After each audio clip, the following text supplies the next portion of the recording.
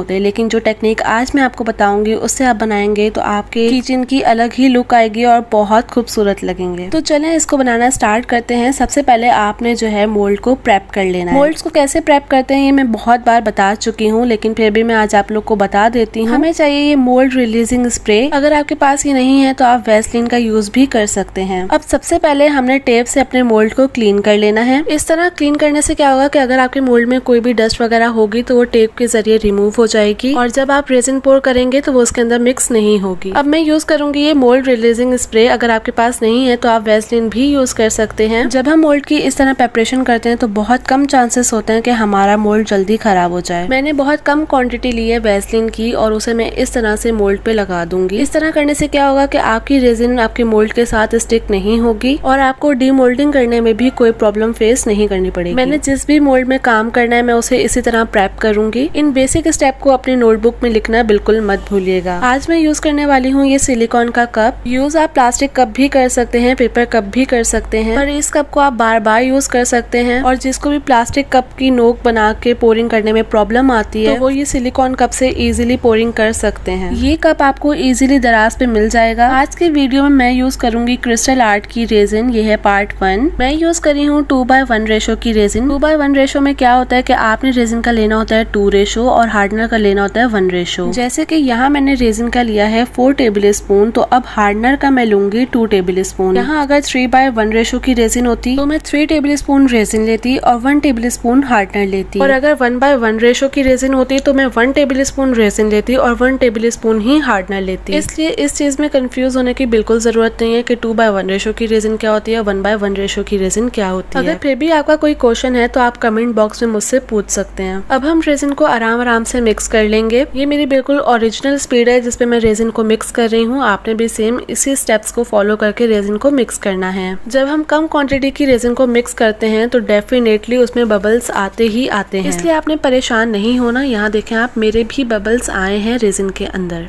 ये चेक करें। तो आपने परेशान बिल्कुल भी नहीं होना। इसका सोल्यूशन मैं आपको इसी वीडियो में बताऊंगी। फिलहाल सबसे पहले हम रेजिन को अच्छी तरह से मिक्स करेंगे। रेजिन अच्छी तरह से मिक्स हो गई है, ये हमें कैसे पता चलेगा? जब आपकी रेजिन बिल्कुल क्लियर हो जाए, उसमें कोई भी क्लाउड ना हो, तो इट्स मीन आपकी रेजिन बहुत अच्छी तरह से मिक्स हो चुकी है। ये देखें, अब इसके अंदर कोई भी क्लाउड नजर नहीं आ रहा, लेकिन बबल्स है। तो बबल्स को कैसे रिमूव करना है उसके लिए हम इसको थोड़ी देर के लिए साइड पे रख देंगे। आज जो हम रेजिन के अंदर ऐड करेंगे वो है ये वाले ग्लिटर्स। ये मुझे 30 रुपीज के मिले थे और ये है ग्लिटर्स के चंक। इसे ग्लिटर फ्लेक्स भी कहते हैं। आप इसका स्क्रीनशॉट ले लें, ये इजीली आप लोग को आर्ट शॉप से मिल जाएगा। उसके बाद हमें चाहिए ये गोल्डन फ्लेक्स। प्लास्टिक के जो छोटे वाले कप होते हैं मैं उसके अंदर डाल रही हूँ ये थोड़ी सी ग्लिटर। अब इसी के अंदर मैं डाल रही हूँ 1 पिंच ग्लिटर फ्लेक्स। ये हम कम ही डालेंगे, क्यों कम डालेंगे ये मैं आपको बाद में बताऊंगी। अब मैंने इसके अंदर डाला है ये गोल्डन फ्लेक्स के, हम ज्यादा ही डालेंगे। ये डाल के हम साइड पे रख देंगे। अब जो हमारी रेजिन हमने साइड पे रखी हुई थी वो लेंगे। देखें काफी हद तक बबल रिमूव हो चुके हैं और जो थोड़े बहुत बच गए हैं हम उसे इस तरह लाइटर करेंगे और वो रिमूव हो जाएंगे। अगर आपके पास लाइटर नहीं है, हीट गन है, तो आप हीट गन भी कर सकते हैं। हेयर ड्रायर यूज नहीं कर सकते, हेयर ड्रायर से बबल रिमूव नहीं होते। ये चेक करें, अब हमारी रेजिन में कोई भी बबल नहीं है। अब इस रेजिन को हम ग्लिटर के अंदर ऐड कर देंगे। थोड़ी सी रेजिन में बचा रही हूँ क्योंकि मुझे इसके अंदर कलर मिक्सिंग करनी है। अब ग्लिटर्स को हम रेजिन में आहिस्ता आहिस्ता करके मिक्स करेंगे ताकि सारे ग्लिटर्स और गोल्ड फ्लेक्स रेजिन में अच्छी तरह से मिक्स हो जाए। अगर अभी तक वीडियो को लाइक नहीं किया तो लाइक कर दें और अगर चैनल पे नए हैं और अभी तक सब्सक्राइब नहीं किया हुआ तो सब्सक्राइब कर दें। नेक्स्ट वीडियो में आप किस चीज का ट्यूटोरियल देखना चाहते हैं मुझे कमेंट में लास्ट में बताइएगा। जो सबसे ज्यादा कमेंट होगा या जिसपे सबसे ज्यादा लाइक होंगे हम वही चीज नेक्स्ट वीडियो में बनाएंगे। अच्छा जी, जरा ये चेक करें, इतनी अच्छी तरह से हमने इसको मिक्स कर लिया है और ये अभी से ही इतना प्यारा लग रहा है। पर मुझे इसमें थोड़े से ग्लिटर्स कम लग रहे थे, इसलिए मैंने 1 पिंच और ग्लिटर्स के अंदर ऐड कर दिए हैं। ग्लिटर ऐड करने के बाद मैंने मजीद इसे थोड़ा सा मिक्स किया ताकि जो ग्लिटर हमने ऐड किया है वो रेजिन में अच्छी तरह से मिक्स हो जाए। अब हम इसमें थोड़ी सी मजीद रेजिन ऐड करेंगे। यहाँ मैं एक पॉइंट क्लियर कर दूं कि मैंने खुद रेजिन कंटेनर में हाफ ली थी, जिसकी वजह से आपको मिक्सिंग करने में आसानी होगी। अगर आप एकदम से ज्यादा रेजिन डाल लोगे और फिर ग्लिटर्स वगैरह को मिक्स करोगे तो आपसे बिल्कुल भी हैंडल नहीं होगा। अब जो थोड़ी सी रेजिन हमने बचा के रखी थी उसके अंदर मैं रेड कलर ऐड कर रही हूँ। वैसे ये रेड कलर उस रेड कलर से मैच कर रहा है जो टिकटॉक पे बहुत ज्यादा फेमस हुआ है। जो ऑडियंस मेरी इस बारे में जानती है वो मुझे कमेंट में बताए कि क्या हम भी इसको ट्राई करें या नहीं। अब इस कलर को भी हम बना के साइड पे रख लेंगे। अब जो ग्लिटर वाली हमने रेजिन मिक्स की थी उसे पोर करने से पहले एक और बार अच्छे से मिक्स कर लेंगे, देन हम उसे पोर करेंगे। हमने इसे एक और बार इसलिए मिक्स किया था क्योंकि जो इसके अंदर हमने ग्लिटर फ्लेक्स यूज किए ना वो सारे रेजिन के नीचे जाके बैठ जाते हैं और इसी की वजह से हमने उसकी क्वांटिटी भी थोड़ी सी कम ली थी। ये टोटली आपकी चॉइस है कि आप इसको किस तरह से पोर करते हैं, इसको किस तरह से डिजाइन करते हैं। मैंने वाई के 3 कॉर्नर्स के अंदर ग्लिटर वाली रेजिन पोर की और सेंटर में रेड वाली रेजिन पोर की। अब रेड वाली रेजिन कॉर्नर्स में जा रही थी इसलिए हमने कॉर्नर्स में और थोड़ी थोड़ी गोल्डन वाली रेजिन पोर कर दी। अब सेंटर में रेड वाली रेजिन कम हो गई थी तो हमने वहाँ पे भी थोड़ी सी पोर कर दी। एक्चुअली रेड वाली रेजिन मुझसे कुछ ज्यादा ही पोर हो गई थी इसलिए मैंने उसे कुछ इस तरह से क्लीन कर लिया। हर चीज का सोल्यूशन होता है, बस आपने ना उम्मीद नहीं होना। अब मेरी थोड़ी सी गोल्डन और रेड वाली रेजिन बच गई थी, मैंने सोचा क्यों ना मैं अपनी सिस्टर को भी एक अदर कीचेन बना ही दूं। मैंने एक तरफ गोल्डन वाली रेजिन पोर कर दी और एक तरफ रेड वाली रेजिन पोर कर दी। रेजिन के अंदर जो बबल्स आ गए हैं उसे रिमूव करने के लिए मैं यूज कर रही हूँ लाइटर। अगर आपके पास लाइटर नहीं है तो आप हीट गन भी यूज कर सकते हैं। ग्लिटर वाली रेजिन को एक और बार मैं इस तरह टूथपिक की हेल्प से मिक्स कर रही हूँ ताकि ग्लिटर्स जो नीचे बैठ गए हैं वो दोबारा से ऊपर आ जाएं। देन मैं उसे भी लाइटर कर दूंगी ताकि उसमें भी अगर कोई बबल आ गया है तो वो रिमूव हो जाए। अब इसे हमने 24 आवर ड्राई होने के लिए छोड़ देना है। यहाँ इन्हें 24 आवर हो चुके थे और अब ये कम्प्लीटली ड्राई हैं और आप देखेंगे कितना इजीली डिमोल्ड हुआ है। मैं अपनी तारीफ खुद नहीं करूंगी, आप मुझे कमेंट में बताएं कि ये कैसा लग रहा है। ये किचन फ्रंट और बैक दोनों साइड से बिल्कुल परफेक्ट बना है। अब हम जेड को भी डिमोल्ड कर लेते हैं और ये देखें ये भी कितना इजीली डिमोल्ड हो गया है। इसकी फ्रंट साइड चेक करें जरा।